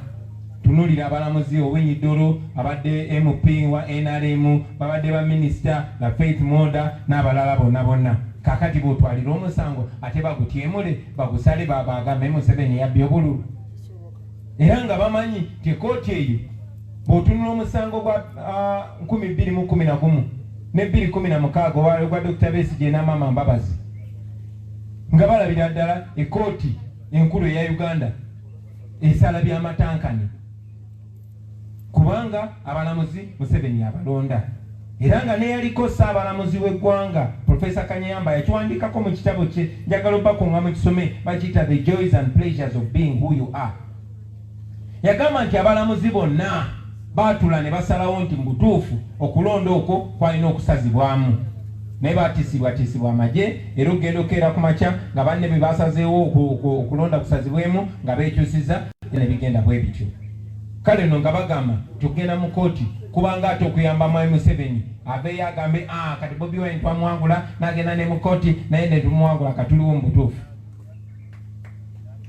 Naye ate abalala ne bagamba nedda, tumanyi nti kati lino eggwanga lya bannakyemalira. Museveni yawamba eggwanga n'awamba n'ebitongole bya gavumenti byonna, naye era ng'obubaka bwe nabawanga nga tumanyi nti Mwami Byabakama oyo gwe bakozesa yali prosecutor mu musango gwe basibirako Dr. Besigye nga bamuwayiriza okukwata omukazi. yali mwami byabakama, yali mwami byabakama. Mugende musome ebyafaayo bye.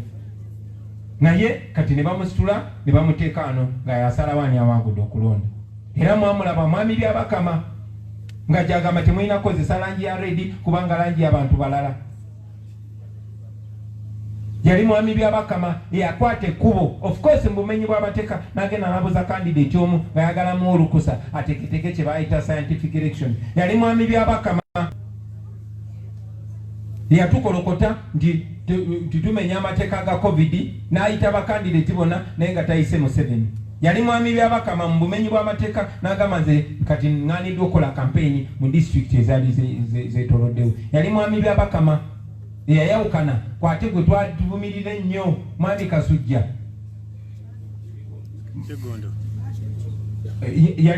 Si Kigundu, yali Kasujja yakeera ku makya n'agamba nti amagye bwe gaba tegavudde mu kulonda ngenda kwongerayo ngenda kusazaamu okulonda kuno. Yali omugenzi Azizi Kasujja. Naye mwami byabakama n'alabira ddala nga amagye gawambye okulonda n'asirika kyokka nga mulamuzi. So bwe twagenda mu kulonda nga mwami byabakama ye ssentebe w'akakiiko k'ebyokulonda. Era abantu abalina endowooza eyo ne bagamba twagenda mu kulonda nga byabakama yakola ki? Yakulira akakiiko k'ebyokulonda. Naye ng'obwesige bwaffe tuli mu Bannayuganda era abalonze overwhelmingire wadde mwami byabakama yakoze byakoze ng'akozesebwa mwami Museveni kye twa achievinze tika tewakyali akyalina kubuusabuusa. N'olw'ensonga eyo nga bo bagamba nti kikulu nnyo kubanga tulina evidence etalinaayina twasobola okuŋŋaanya declaration forms ezikunukiriza 3,000 ekitabangawo mu Uganda. Tebamanyi engeri gye twakikola ekyo sijja kibabuulira. Mosh we tell them says a Robert Dobb style that ne tuzikuŋŋaanya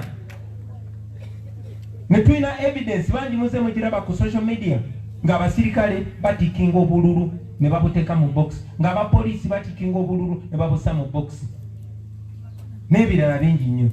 So nga bagamba nti engeri gye tulina overwhelming evidence eyo kikulu ne tutatula butuuzi nayo tugiteeke mu maaso g'abalamuzi. Newankubadde tumanyi nti Museveni abawa omirimu, newankubadde waliwo okukkiriza nti nno bali already compromise bakyalenginge nga bo bagamba nti tusobola okufuna ebintu bibiri. Either abalamuzi ne basala amazima ne bagamba okulonda kuno kusazibwemu nga bwe kyakolebwa e Kenya ne Malawi, oba ne tubalabisa ensi yonna n'ebalaba. So njagala obategeeza mikwano gyange titukyakubaganya ebirowoozo ne bakulembeze bannange n'abantu ab'enjawulo, era nga nja kuvaayo mbategeeze ekinaaba kisaliddwawo nsonga eyo. Naye njagadde nnyo muki understanding ate nammwe mukimenyeremenyere abantu bwe batyo. Njagala nnyo ensi yaffe tutambulire wamu nga omuntu wa bulijjo ategeera what exactly is happening. Abantu baleme kubeera disconnected ku ngeri gye bakulemberwa nga bamanyi buli ekigenda mu maaso kuba ensi yaabwe. So let them be the bosses. Ensonga ey'okubiri mikwano gyange, ebyo byonna nga bikyakolebwa njagadde mumanye nti mmwe abantu babalonze.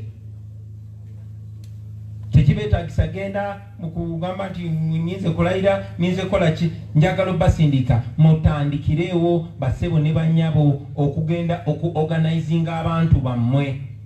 What are you organizing your people for? I want you to organize your people for moral, constitutional, legal and non-violent civil resistance against the Museveni dictatorship. Kuba muli bakulembeze omulama mugumanyi. Njagala tuteeketeeka abantu baffe buli omu mu constituency ye afuuke nga ggwe, because the duty of a leader is to multiply your thoughts and your abilities into your people, into the people you're leading. So mugende mwekolemu omulimu ogwo, temutiitiira. Abantu betutya tebatutya emirundi 10 okusinga bwe tubatya. So abantu baffe mubateeketeeke mubeere bakulembeze, to relaxinga relaxinzi wabula connectinga ne banno. Ne bw'oba tomanyi kyakola, let us keep together, let us be a team. Buli omu abeere ng'ayiga ku munne. Chomanyi kiyigiriza omulala, kyotomanyi kibuuze ku munno. Let us be a family. Let us be one big family, friends. We can do that. Tuli wa mukisa ndi ku generation eno tokyasobola to identifyingira ku ddiini oba ku ggwanga oba ku kikula. So kiri very important for us to connect. Njagala okusembayo nga mbagamba bano gyange. Tize simanyi oba nzikiriza nnyo mu byendaba. Naye nze ndi confident ndi very soon Museveni agenda kuba nga tufuma bunfume. Very soon Museveni will fall. Very soon. Era nze mbadde wano nga mwogera nze nga nkuba kafaananyi ndi mu kulowooza ku alternative government. Ani ayinza okubeera minisita? Nze bye ndowooza. I'm thinking about a new Uganda. I'm thinking about a new alternative government.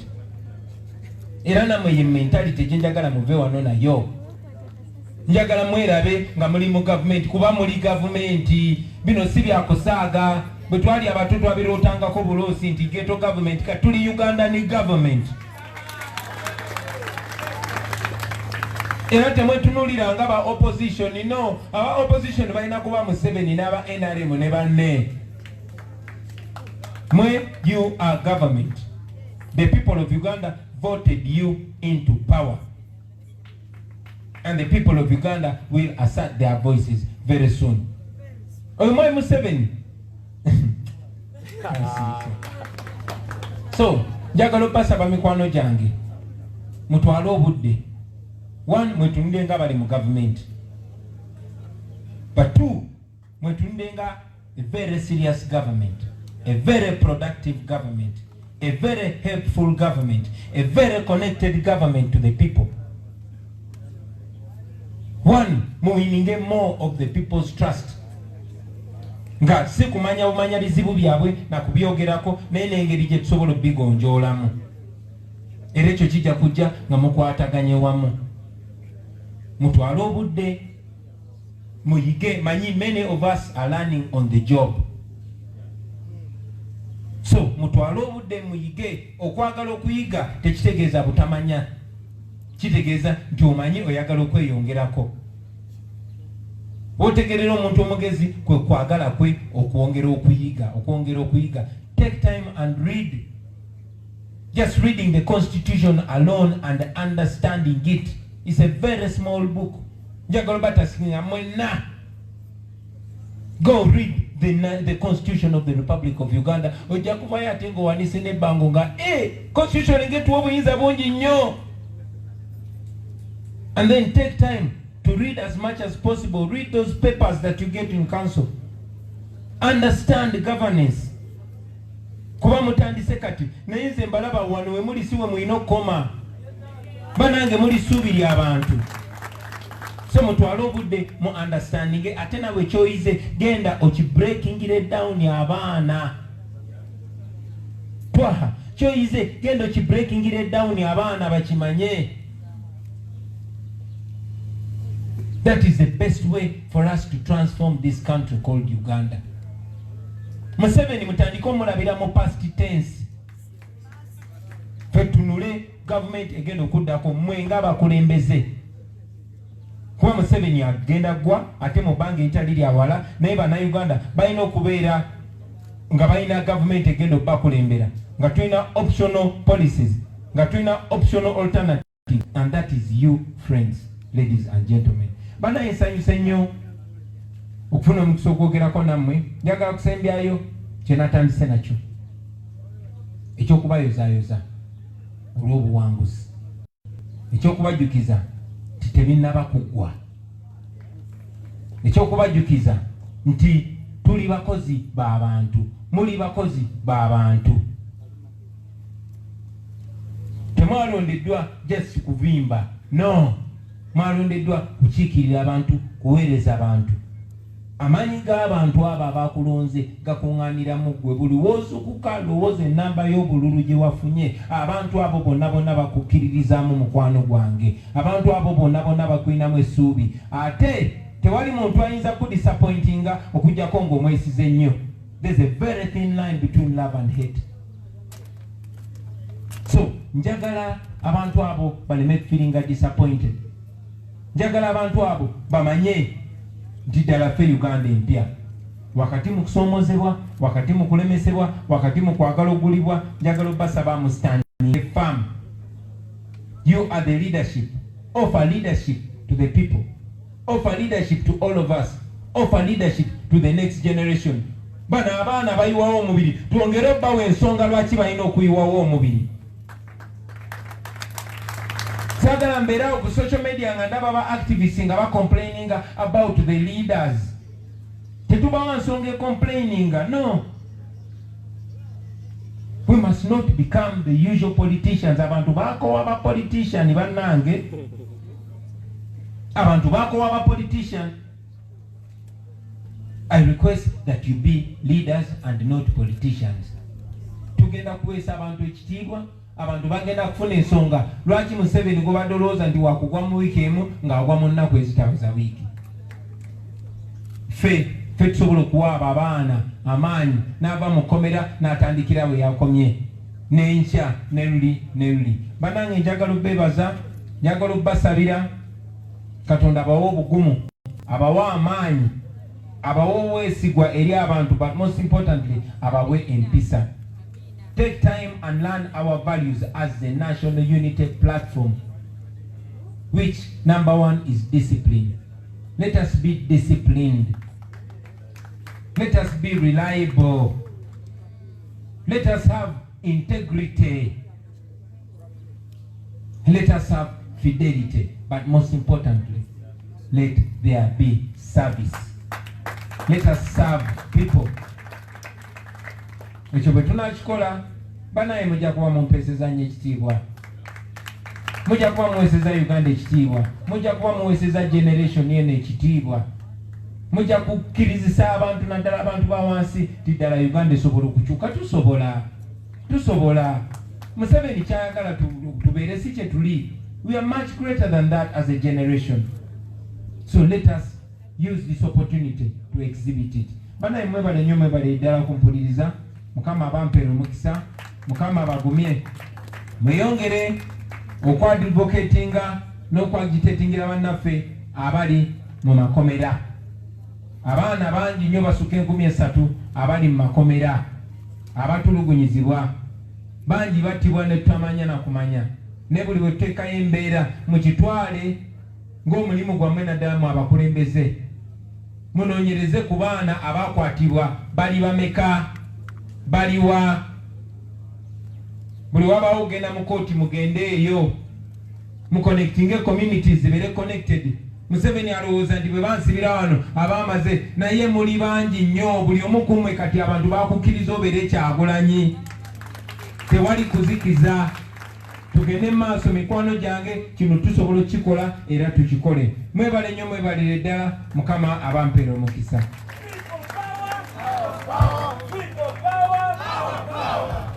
Thank you, Mr. President. Let's stand for the singing of the national anthem. After that, I'll call Mukulu Wafe, Fred Nyanzi Center mu atusabire. Oh, Uganda, may go down for thee. We lay our future in thy hands. United, free, for liberty, together we always stand. Mbeke tusabe. Katonda waffe omulungi, ekisooka tukwasa omukulembeze waffe Kyagulanyi n'abantu bonna abamugoberera mu ggwanga lyaffe, oyongere omuwa amaanyi, obuvumu, asinziire wano Magere ne gyagenda okutabaala mu nsi yonna okuleeta enkyukakyuka. Muteekeko ekisa kyo n'okwagala kwonna asobole otutuusa ku buwanguzi. Ekyokubiri, otuyambe baganda baffe abaafa bawummule mirembe era batwegatteko balwanire eyo gye bali. Ekyokusatu, abantu bonna bali mu kifo kino n'abo bonna abafuna obuwanguzi obawe omutima ogusasira ensi yaabwe ongere okugenda maaso n'olutalo tusobole okununula eggwanga lyaffe. Tukwegayirira Mukama Katonda waffe ojjukire eggwanga lyaffe, naye okusingira ddala tuteeka omusajja Yoweri Kaguta Museveni mu mikono gyo, omuteekemu okutegeera ajjukire emyaka gye, ajjukire n'ebiseera by'amaze, era ategeere nti waliwo abasobola okutwala eggwanga lino mu maaso ng'afudde, aleme kufa abantu bakube engoma nga bajaganya bukujaganya. Byonna tubisaba nga twegayirira ggwe ali waggulu ennyo, Katonda waffe. Amiina. Amina. Tugenda kukola bwe tuti nga tunayimba lutalo. Bwe tumaliriza wano, we'll have a photo opportunity with the president ku madaala wali waggulu. Naye tuli bangi, so tugenda kwemenyamenyamu. I think we'll do it per constituency. Ekifaananyi okuvaayo obulungi. Tutatandika ne ba LC5 councillors, then tugende ku a constituency that way. Olutalo nga luwedde tuliyambale ngule,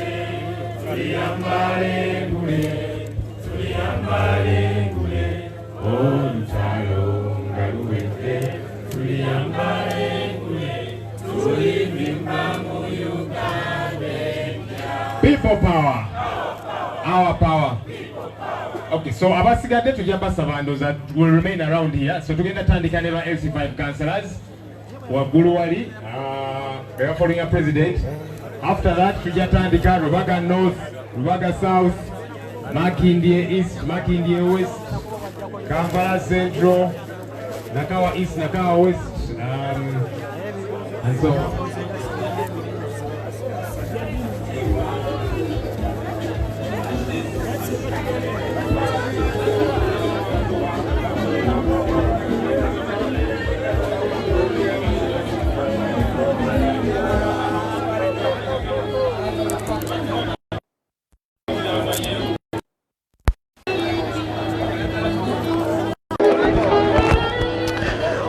Oya tukwebaza nnyo gwe wenna agenze maaso n'okubeera nga otugoberera wano ku Rapid Media in Uganda page.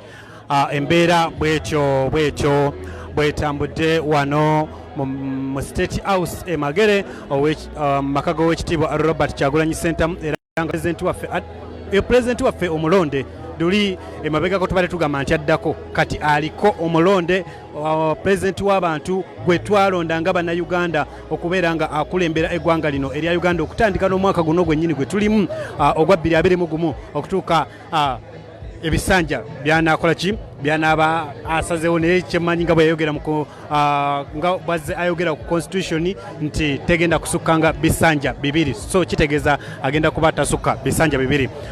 Oweekitiibwa Robert Kyagulanyi Ssentamu bw'atyo agenze maaso n'okubeera nga ayogerako n'abakulembeze b'ebitundu ba-mayors ba-councillors, bw'atyo agenze maaso n'okubeera nga abasibira entanda era ababaddeko obulungi mubadde mumugoberera bulungi nnyo ng'agenda mu maaso n'okubeera nga asibirira abakulembeze bano entanda, era nga mu kiseera kino ekiriwo bali mu kubeera nga bafuna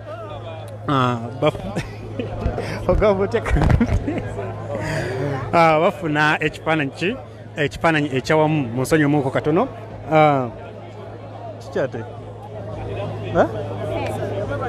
kale kamaliriza wano okubeera nga bafuna ekifaananyi ekyawamu mu nsonyi omu katono nyinako wano abagenda maaso n'okubeera nga bogerako naye mu mbeera bwetyo asibiridde abantu bano ebintu bingi nnyo era nga nkakasa nti gwe abadde ku Rapid Media in Uganda page ogenze maaso n'okubeera nga obigoberera bulungi nnyo kandi tabusibirya nno bantu bano bokka bali wano. Ensonga lwaki tuteekako emikutu gino ntwagala naawe ali eyo obeere nga ogenda mu maaso n'okubeera nga ogoberera buli kimu nga ofuna obubaka obw'Oweekitiibwa Robert Kyagulanyi Ssentamu Pulezidenti waffe obeere nga obufuna bulungi nnyo. Bw'abeera ng'agamba bano bakulembeze babadde ayogera nabo aba ayogera naawe eyo, naawe oli mukulembeze mu kitundu kyo, naawe oli Kyagulanyi mu kitundu kyo, buli omu lifuule katala lifuule banja buli wozukuka bw'otikera ku makyo gambe nkozeewo ki okulaba nga Uganda efuna enkyukakyuka. Nkugambye lifuule banja nga buli wozukuka okeera ku makya n'ogamba nti nkozeewo ki okulaba nga Uganda efuna obuwanguzi bwayo, okulaba nga tufuna obuwanguzi bwaffe. N'ekirala njagala muggyemu ekigambo nti obuwanguzi bwa Kyagulanyi no saagala kuddamu kuwulira muntu agamba nti twagala obuwanguzi bwa Kyagulanyi. Nedda, obuwanguzi bwaffe nga bannayuganda, kubanga gwe kennyini gwe wakeera ku makya n'ogenda ku polling station n'olonda Oweekitiibwa Robert Kyagulanyi Ssentamu musonyiweko, n'olonda Oweekitiibwa Robert Kyagulanyi Ssentamu n'omuwa akaluluko, kitegeeza nti gwe kennyini gwe musaale alina okusituka ku maguluko abiri n'oyimirira n'ogamba nti ekimala kimala, twagala obuwanguzi bwaffe, twagala obuwanguzi bwaffe. Situka ogambe nti njagala obuwanguzi bwange, gwe kennyini nti njagala obuwanguzi bwange. Buno buwanguzi bubwo, buwanguzi bwange, okitegeera, kubanga gwe wakeera ku makya n'okuba akalulu, okitegeera. So mu mbeera eyo buli omu tokirekera ono oba ani, kikole nga gwe, tulabe nga twejjako nakyemalira, twejjako dikiteeta ateekwa okugenda oba ayagala oba tayagala. Emirundi mingi mubadde temukyawulya nnyo ku ddoboozi lyange olw'ensonga nti bingi byensobola okuba nga njagala okubibagamba, naye oba ngiyite ki, olw'ekyo kye tulina ku mitima abamu oluusi tugenda ne tulemererwa n'okusobola okubeera nga twogera n'osooka n'ogamba kansooke nkole ki, nsirikemu. Naye mu mbeera bw'etyo mbagambye baganda bange bannyinaze, mwena abatugoberera, kino tekiri nti nno just tuli mu kubaweereza mbuweereza mulabe biki ebigenda mu maaso. No, nkugambye lifuule ebbanja gwe munnayuganda, genda mu maaso n'okubeera nga obanja obuwanguzi bwo. Mwebale nnyo, mwebale ddala. Njagala kubeera nga mbeerekereza, njagala kubeera nga mbasibulira wano. Omukama Katonda abeere nga abankuumira. Mwebale nnyo mwenna abadde bagenda mu maaso n'okubeera nga mugoberera omukutu guno ogwa Rapid Media New Uganda page. Bwe tutyo tukyatambula, olugendo terunaggwa, struggle, olutalo terunaggwa, tukyagendera mu maaso ddala n'okubeera nga tukyagendera maaso n'okubeera nga tubanja obuwanguzi bwaffe. Ryan Kalungi agambye njagala obuwanguzi bwange. Iye, buli omu lifuule ebbanja, banja obuwanguzi bwo, banja akaluluko ke wawa Kyagulanyi kaddawa, kasabe kabuuze nti nze nakamuwa kaalagawa. Balina okubeera nga bakatuwa, okitegeera, balina okubeera nga bakubuulira akaluluko ke wawa Kyagulanyi kaalagawa, okitegeera. Eno essaawa si yakusileyinga, eno essaawa si yakubeera nga omweweereza bo hayi ku WhatsApp, teriiwo. Nkugambye buli woozuukuka bwoti munyiiga bane mufune obusungu, munyiigeeko. Bino ebintu bwe tutaasiba emitaafu, wadde Oweekitiibwa Kyagulanyi agenda mu maaso n'okubeera nga atugamba nti no tubanje obuwanguzi mu ddembe, naye ate tulina okubeera nga tuli bakaawu, tulina okubeera nga tuli banyiivumuuko. Tulina okubeera nga tuli banyiivumuuko. Bannaye kamberekereze, Omukama Katonda abankuumire. Saagala kwogera nnyo olw'ensonga nnyinza okwogera ate ne mpulira nga mweraba.